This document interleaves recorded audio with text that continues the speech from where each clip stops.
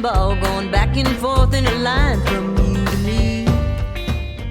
Marcus, it's good to see you again. It's been a while.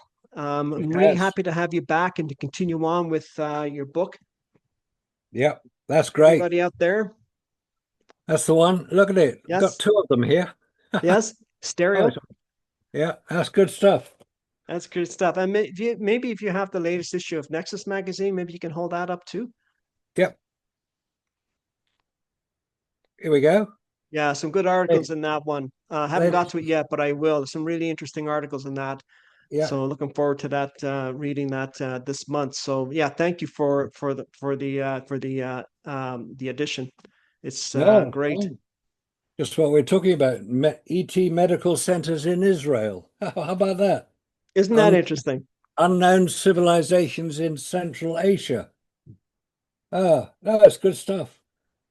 That's actually something that Robin would be very interested in reading, Yeah, should since be. she's doing a lot of work on that right now herself. Really. So yeah, so we actually just did a video together. Actually, we're starting a podcast, her and Yeah. I. The first podcast we did, I've recorded it. I'm going to put it on YouTube first, but I'm actually starting a new YouTube channel just for that. But I'll put it on my regular one to get it started. A little bit choppy, but some really good points came out of it with her. So I'm hoping as we the more we progress with that, we can have you on as a guest there too to talk about other different subjects, because you're not just knowledgeable with the Apollo missions. I mean, you're far knowledgeable in a lot of things. So it would really be interesting to have you on there with Robin and myself here. So we'll look into that when we get this done. Great. Yeah, some Yeah, interesting stuff coming out on ancient Egypt at the moment. ancient Egypt, and then I've Yeah. been researching a little bit of it myself. Not my area expertise, but I've been just sort of reading up on it to get a baseline, so as I could talk to you and Robin more about it. But the evidence of civilizations going back thousands of years, advanced civilizations, there might be some indications too that we're talking of off-world influence, aliens, if people want to call it that. The Anunnaki, Nibiru. I know that was put forward a lot by Zachariah Sitchin. I read some of his work. I don't agree with everything he says, but I just wanted to get a baseline again of what where he was coming from. But there's a lot to talk about, so we can get into that eventually. But today, Marcus, I want to focus and continue on with the book. And if Right. I remember correctly, we're on chapter 13. Chapter And 30. Right. Let's yeah, get so for those of you out there, some of these chapters, when I'm reading through it again, some of the chapters are very detailed. So what I'm going to do is just read some salient points from each chapter. We can't get into too much details. We just don't have the time on videos. But that's why I'm recommending that people pick up Marcus' book, as written by, of course, Marcus and Trevor Weaver. So there's a lot of information packed into this book, which is, wow, it's like for 200 plus pages, there's a lot of information in there. As somebody would say, you've done all the heavy lifting for everyone. we have. We You have. have, yeah. So And accom there's, ac and accompanying the book is a website yes, with all the references that we refer to in the book. yes. And they're presented on the website because it would obviously, there's 246 of them, Yeah. 246 references. And this chapter we're about to discuss, chapter 13, the waving flags, for Yeah. instance, there are 13 separate references, which is Yes. worth looking at. Yes, worth looking at. The thing is, we're not going to be able to do that, of course, on the video here, but Yeah, that is very much in the book, and we'll be skipping over that for the purpose of just the video. But there is a lot of references to videos in there as well that really backs up a lot of what Marcus and Trevor are saying yeah, in this book. So I highly recommend it to those who haven't read it yet. Please do. It's definitely a good read. In fact, there's a lot of information in this book that I have never seen in any other books, including my own. And that's what makes this book so interesting. With you, I'm hoping that you and Trevor actually get together and write another one. That would be another good read too, yeah. because I'm No, sure you can follow this up, right? yeah. With some more information. But anyway, okay, so let's go to chapter 13. And again, as Marcus just mentioned, this is the waving flags. I'm going to read the first paragraph here, the second paragraph down. Okay. And then I'm going to have Marcus just elaborate on that. So, second paragraph down, page 99. The suggestion put forward by the moon landing deniers is that it is probably from air conditioning units on the set. That is causing the flags to wave. The slow motion filming at 144 feet per second means that the film is exposed for much less time than the more usual 24 feet per second. Each film frame is exposed for only 16% of what it would normally be. The consequence is that extra lighting is needed, which in turn will cause additional heating on the stage set. Hence, the need for some additional form of cooling, thus the windy air conditioning units. So basically what you're saying there is that there was no way that they were able to avoid that flag waving because of the air ventilation system in the studio, of course, brought on by the air conditioning unit, which was needed to cool things down, especially astronauts walking around in bulky spacesuits. So yeah, correct? Yeah. Well, that's the suggestion. It's Yeah. not the proof, Yeah. because as the next paragraph goes on to say, the pro-NASA fan club and NASA themselves will respond that the flag only moves when an astronaut is either touching it or has just let go of the flag, after which the inertia will cause it still to move for a few seconds. Yeah. Well, technically that is correct. Now, the idea that there would be huge air conditioning sets moving the air and hence the flag is not something which one can actually demonstrate. It's not correct. Of course, a lot of the Apollo pictures and films were filmed here on Earth, and yes, there would be a considerable amount of heat generated, but I don't think NASA is stupid enough to have allowed any flag to move under those conditions. The point is, has been pointed out many times, which I tend to agree with, that in the films that we see, I'll come to the exceptions in a minute, the flag does appear to move, but it's only because they're being moved by the astronauts. They're putting them in the ground, or they're moving them, they're touching them. So the flag does move. Nothing to do with wind, until you start looking in detail at 3 specific missions. Apollo 15 being the most prominent one, where the flag is in the film that is being shot. An astronaut walks across in front of the flag, and the flag moves. Very slightly, but it is visibly moving.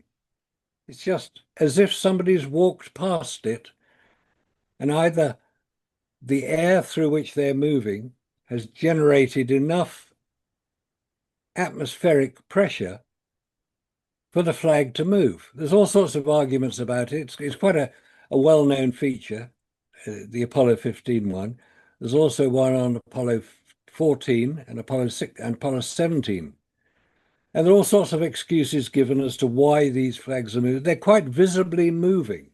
That is the point. They're visibly moving when no astronaut is touching them.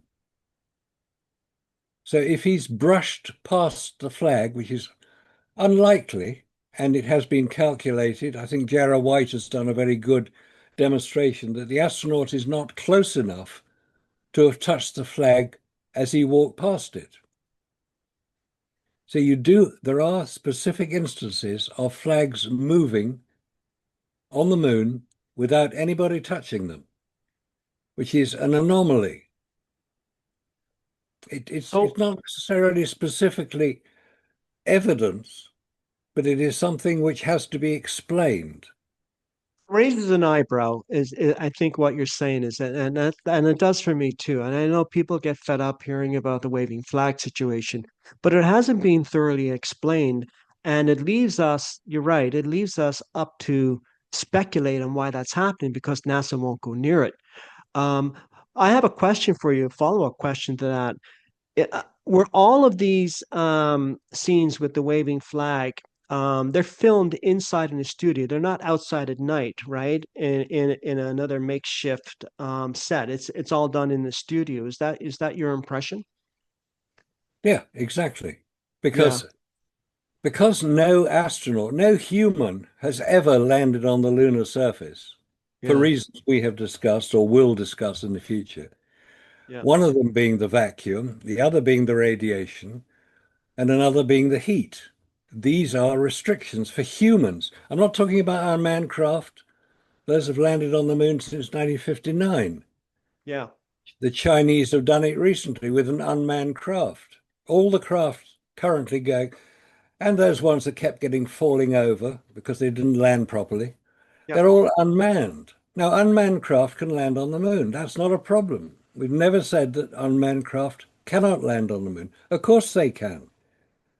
They're what's called hardened. So the electronics are protected.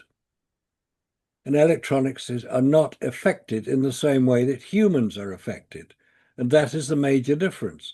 So the filming that was done to create the hundreds of hours of Apollo film and the thousands of photographs were all created here on Earth under controlled conditions, which is why you get black skies. Very easy to do a black sky. And yes, the astronauts would put the flag in the ground, they would twist it, and the flag would appear to move. That's not in dispute. Yeah. Nobody's ever said that that's not happening. But there are instances where flags are moving when astronauts are not touching them. And that is the key point about the moving flags. Nothing to do with astronauts touching them, nothing to do with that. Of course, they'll move if you do that. But there are various people who they're not prepared to examine the detail as we've done. We've spent years looking for the Yeah. detail, and it's in the detail that you get the answers or you Yeah. get the questions without answers. Well, that's the thing, Marcus, isn't it? That's the thing. Like this is something that not just us, but the pro NASA, pro Apollo people have to own it because they have to acknowledge it because it's there. You could see the flag waving. It's not even open for dispute. It waves. The question is, why is it waving? And instead of analyzing it from the pro Apollo point of view, they would rather criticize than analyze it. I mean, I'm getting that a lot for some reason. I don't know why, but I'm getting a lot of people recently coming on my channel just saying you don't know what you're talking about. Yeah, but you never present any of your own evidence, and you keep telling me, Yeah. oh, the onus is on me. It's not on me. The onus is on you out there, NASA proponents. You're the ones that are representing and defending an agency that has deliberately destroyed vital evidence. Okay.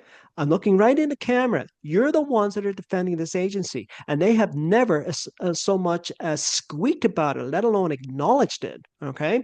And so it's up to you to come to on my channel or anyone else's channel and defend it, but defend it with some substance, Yes, right? Some exactly. substance.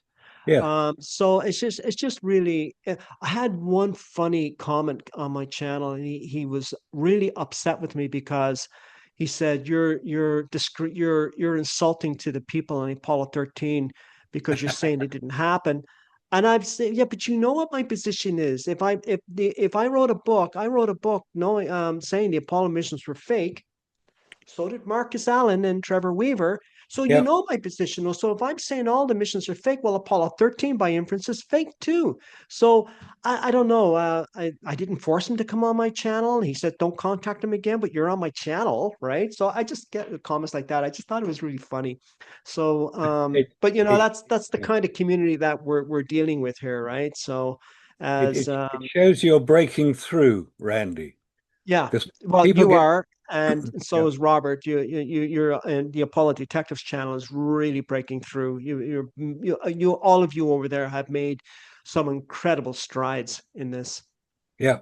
Well, that's the point. Now, people who get upset about it and Yeah, said you're talking nonsense. That is not evidence. That is an ad hominem attack. And Yes. that's the worst form of criticism. Yeah. It's the old story, if you're going to attack somebody, you attack them with evidence. Demonstrate that they are incorrect in what they say. Use evidence. Don't use personal attacks. Now, as you can tell, I'm old enough and ugly enough, and I couldn't give a shit. Sorry. I'm not concerned if people Old attack. enough, period. Not the other Oh, stuff. all right, all right. Old, old enough. Same as we all are. We get used to it. And they come up with straw man arguments, which is also a very feeble form of criticism Yeah. because it's not something we've said. And that is why people get it wrong.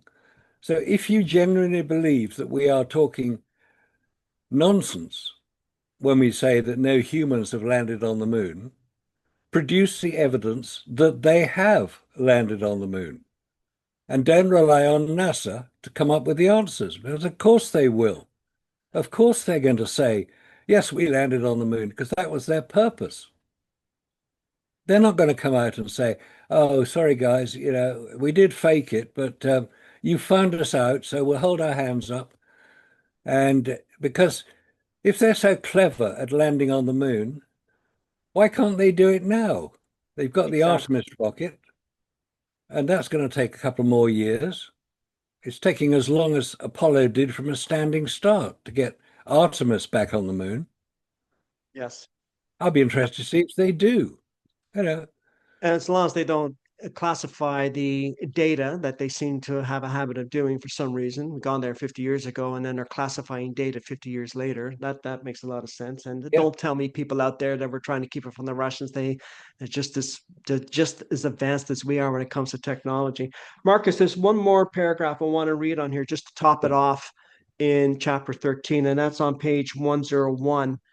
okay, And if you go down to the just several, just past the quotes, it's the facts are that Apollo, that paragraph there. The that's right. facts are that, yeah.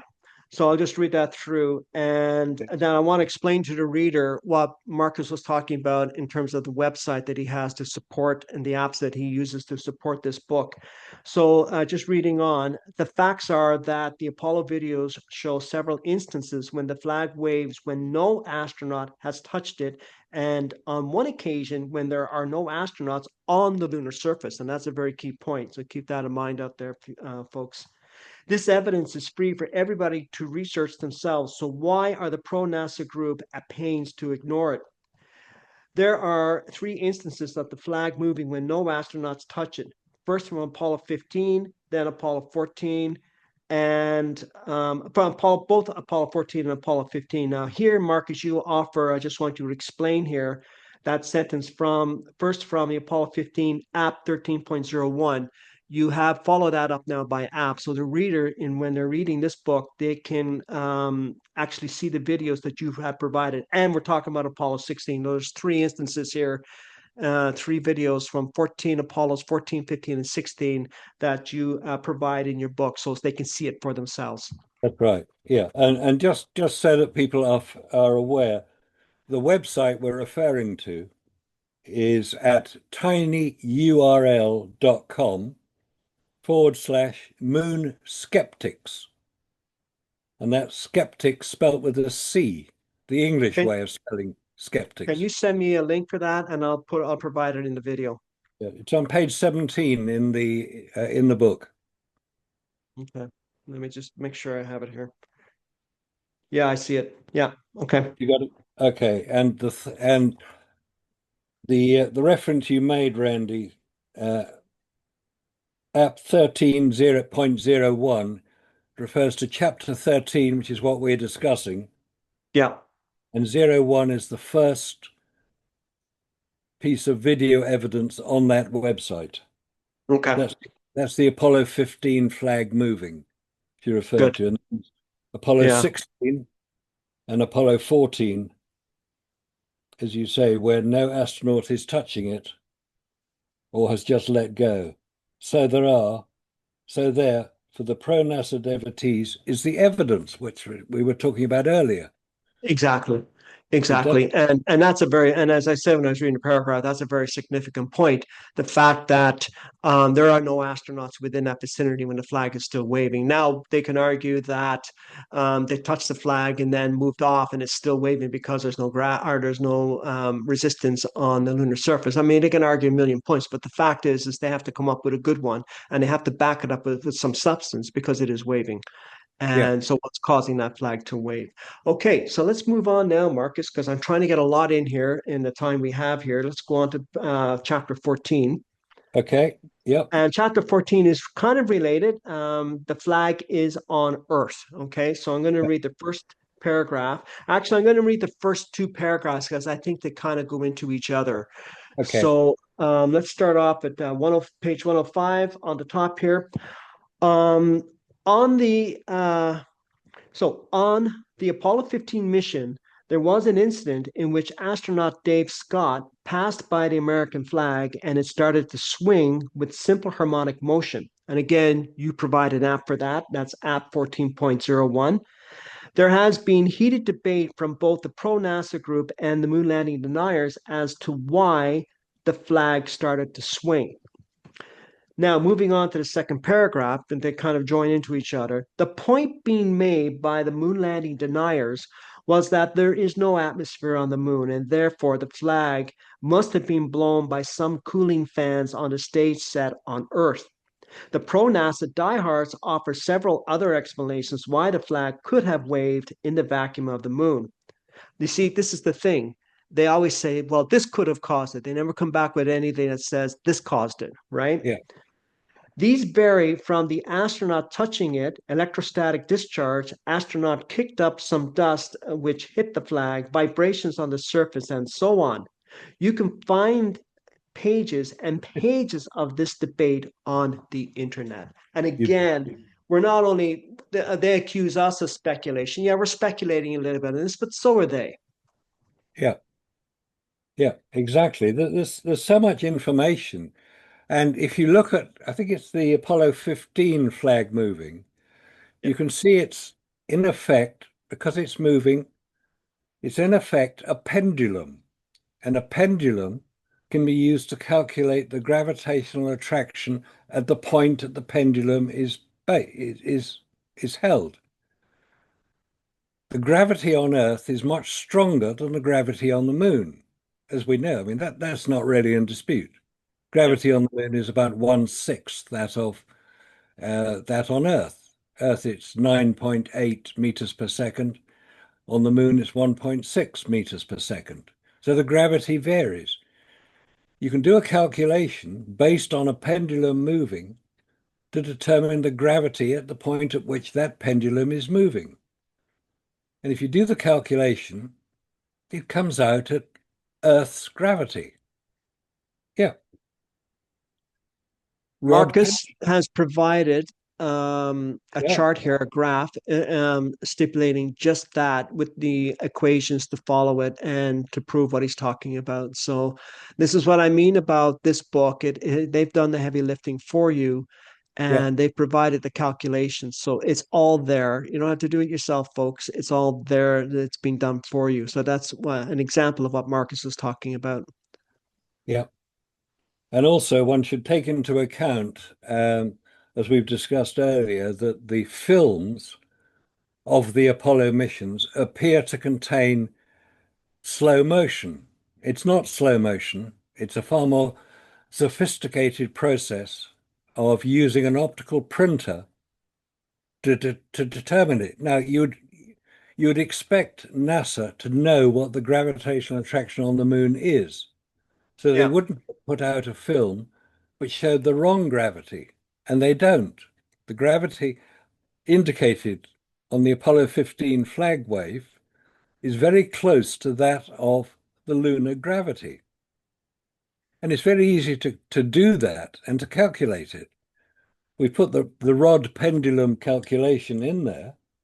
It looks a bit formidable, but it's quite easy to do it. And we've done it, we've shown the workings.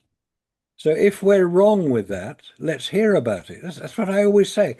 If what we say is wrong, tell us we're wrong, show us how we're wrong, You can call me any name you like. I don't really care. But show us. Don't just make rude comments. It's Yeah. not helpful. No. So yes, it is possible to calculate the gravity at which the flag is apparently moving. And NASA got that quite close to the real gravity. You asked me, you reminded me of something. I was in a recent interview myself. I was being interviewed um, by Germ Warfare, and he asked me an interesting question. And you just reminded me of it here.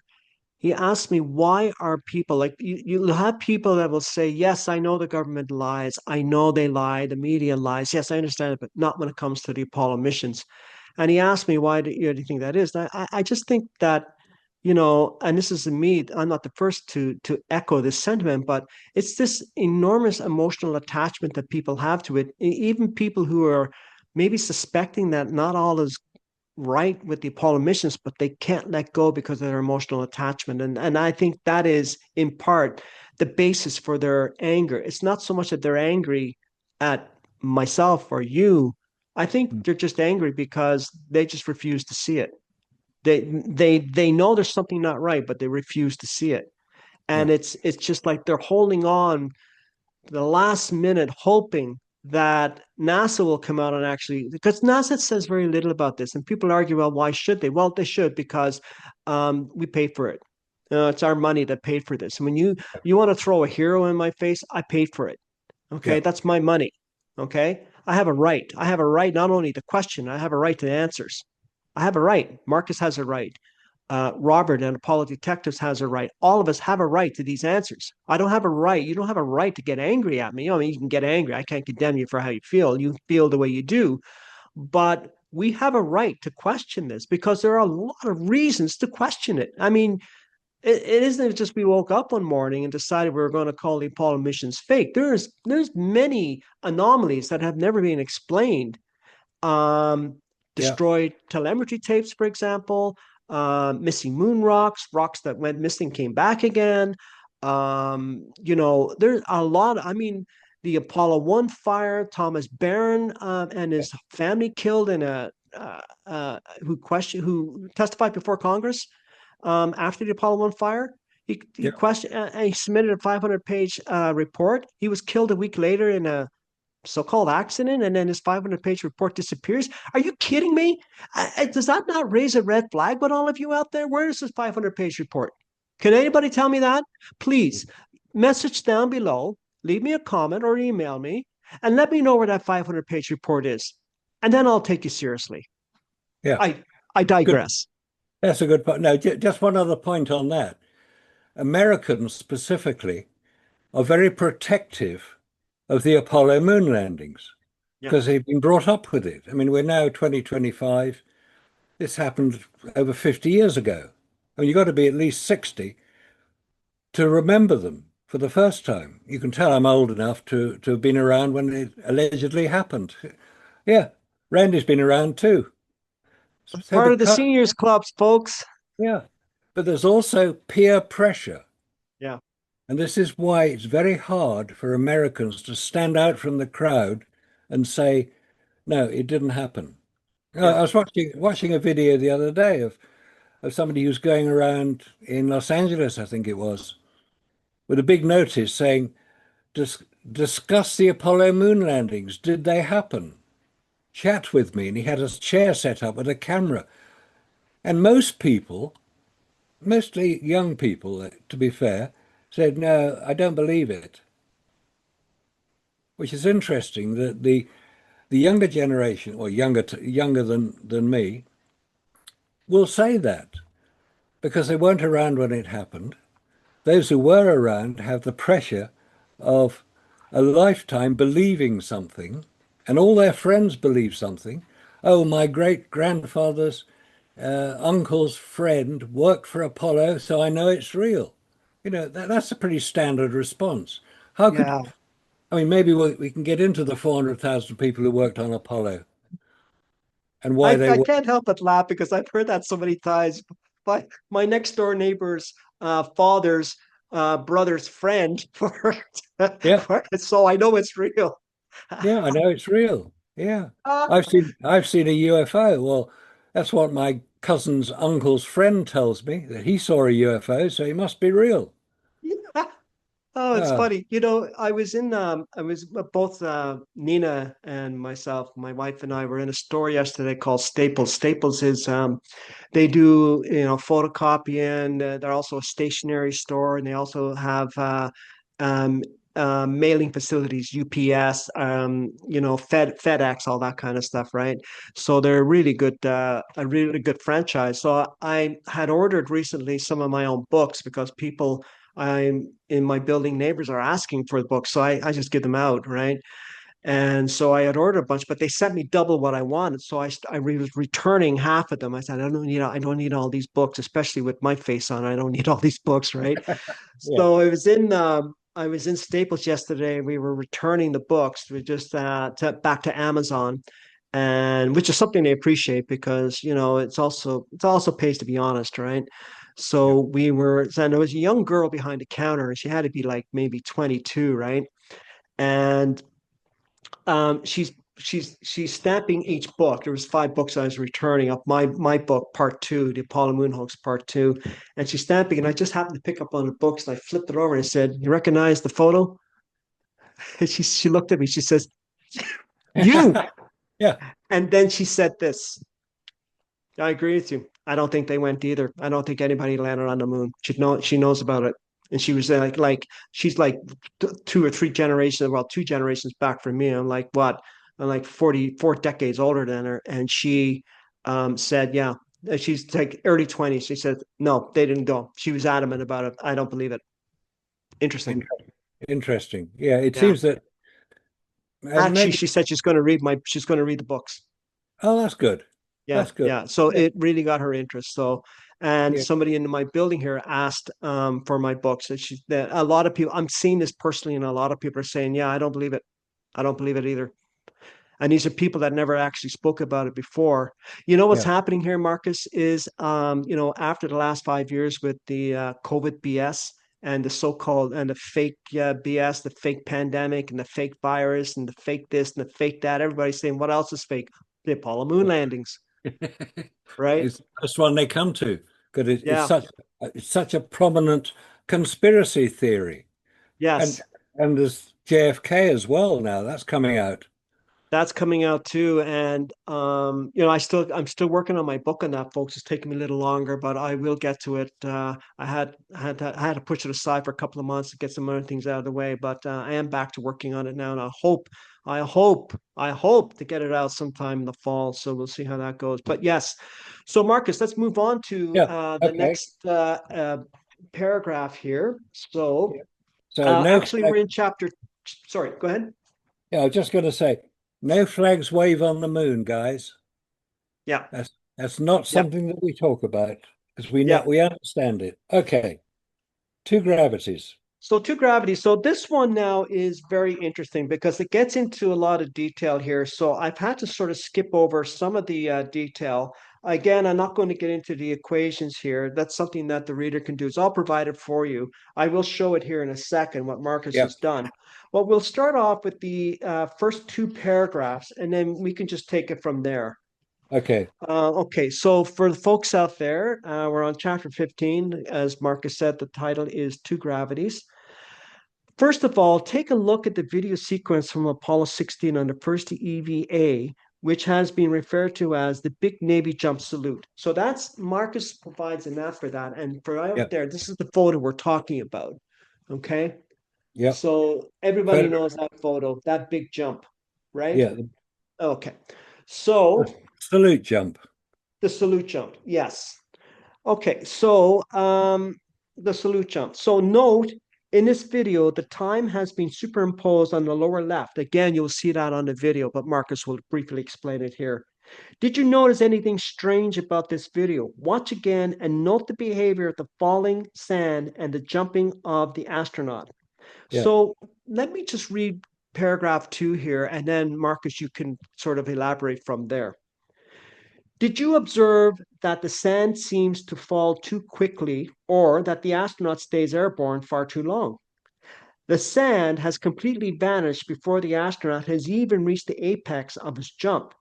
Gravity acts the same on all objects, so the sand and the astronaut who rise together must also fall together, but they do not. So something is amiss. Notice three strange things in this jump. Number one, the sand falls before the astronaut does. Number two, the backpack starts to rise before the astronaut. And number three, the backpack rises higher than the astronaut. So let me just recap that. So the sand is falling before the astronaut does. The backpack starts to rise before the astronaut, and the backpack rises higher than the astronaut. Marcus, what's going on here? It's a manipulated film and manipulated photograph. There's a film of this filmed from the lunar rover, which is seen in the photograph behind the astronaut. And the point that is made there is that gravity affects everything around it, whether it's an astronaut or a grain of sand, gravity affects it the same way. So if an astronaut jumps up, and obviously with his boot bringing the sand up with him, which is what's happening, when he goes down, the sand will go down at the same time. There we go. But in the film, it's not doing it. And the reason for that is you cannot put sand on a piece of string. You can put an astronaut on a wire, but you can't put grains of sand on pieces of string or cotton. So the sand will behave according to the gravity which is acting on it, because you can't alter it. An astronaut will or can be held up with a wire and drop down. I've seen this. I was on a BBC program many years ago where they tried to replicate the astronaut being pulled up on a piece of string or a piece of rope. And it was quite obvious that he was being pulled up. There wasn't any sand. It was in a BBC studio. It was just to show that you could do it, and then if you slow the film down, it would come close to replicating what was in this particular film. Yeah. It doesn't mean to say it's identical. Could I say an optical printer was used, different frame rates were used, different frame sizes were used, anything from 16 millimeter, 35 millimeter, 70 millimeter film, they were all used. And using an optical printer, you can take out frames, every other frame or every third frame, to recreate what appears to be slow motion. You don't undercrank the film or overcrank the film and slow it down. That's basic slow motion. It's not what was done here. You do have to credit NASA with a degree of competency when it comes to film, because a lot of the films were created by professionals, probably at Lookout Mountain Laboratory off Laurel Canyon, north of Los Angeles, where the US Air Force had a film studio, primarily made promotional films for the US Air Force. But he would also be working with Apollo as well, because a lot of film was used. The backpack rising before the astronaut does would indicate that there was some manipulation going on. The astronaut was being pulled up, but not as fast as the backpack was being pulled up. There was a wire on his back, which is why astronauts span, so moved around, because Can they I were on. interrupt for a sec? Why would that? Why would they do that? Like, I'm curious as to why they would have, like, is it because the backpack or the equipment they were wearing was too heavy and they needed assistance, or are they trying to duplicate what would have been like to rise like that on the lunar surface? Yeah, they were trying to recreate what they thought would be the effect of the lunar surface. Okay. Now, there's also some interesting films. I don't think we've got them here, which is a bit of an omission. Some films of astronauts training prior to the missions. This is before 1968. They were training using harnesses. The astronauts had harnesses, and what they were trying to do was to allow an astronaut or whoever was in the suit, because you couldn't see a face, Yeah. they would allow whoever was there to experience what 1/6 gravity was like. So what they did was to use a harness which removed 5/6 of the weight of the astronaut. So he would only have 1/6 of his weight. And if you watch those films, the astronauts can, if they only have 1/6 of their weight to jump up, they go about 15 foot high, Yeah. 15, 16 foot high. It's what you Even expect. even with the weight of the equipment that they were supposedly carrying, correct? Yeah. Well, Yeah. assuming an astronaut weighs about 180 pounds, we're told that the equipment they were wearing with the backpack and suit and so on was another 180 pounds. Yeah. That's 360 pounds. So 1/6 of that would be 60 pounds. Right. Well, that's not hard to jump up if Yeah. you only got 60 pounds, because your muscles are going to have the same power whether you're on the moon or not. So you can jump up quite high. And they're shown jumping quite high. And if they fall over, they don't harm themselves because they can actually push themselves up again. But those films of the astronauts training are completely different from the films we see of the astronauts jumping on the moon. They go about, Yeah. to be generous, 2 foot high. Yeah. That's all. Yeah. Now, a basketball player can jump 3 foot quite easily. And Yes. that's on Earth. I mean, that's holding his basketball. Yeah. And that's an athlete. That's a super athlete. I couldn't Yeah. do it. No, I doubt I could do it, but Yeah. any good athlete can do it. Yeah. Look at high jumpers. They can do 8 feet from Yeah. from a running start. Yeah. So on the moon, we've got these astronauts, allegedly very fit, healthy men, can only get 2 foot off the ground. What was that movie called? White Men Can't Jump. White man can't. Well, yeah, was it? Who was the actor who did Woody it? Harrelson, I think, was in Woody that. Harrelson. That's right. And I like was that it- actor. I like him. Yeah, he's good. Yeah, He was also in that movie on when they were faking the Apollo missions that just came out Okay. last year. I thought his character was great in that movie. I yeah. loved his character. Flying me to Anyways, the moon. huh? Flying me to the moon. Yeah, Fly me yeah, yeah. They picked the perfect actor to play that part. I mean, he was brilliant in it. he was not acting. He was for real. I think he was, yeah. I mean, his acting was just incredible, almost to the point. Yeah, I think he was actually it was conviction Yeah. on his part, right? He was convinced. He was trying to convince the audience, which he did. Yeah, He yeah. was Woody Harrelson. And actually, he tends to be a little bit more on the alternative media side, actually, if I read him correctly. So I'm not surprised that he was playing that part with conviction. Yeah. He'd Yeah, probably seen a few of our videos as well and was convinced by them. Anyway, that's another yeah, story completely. yeah. I wouldn't be surprised.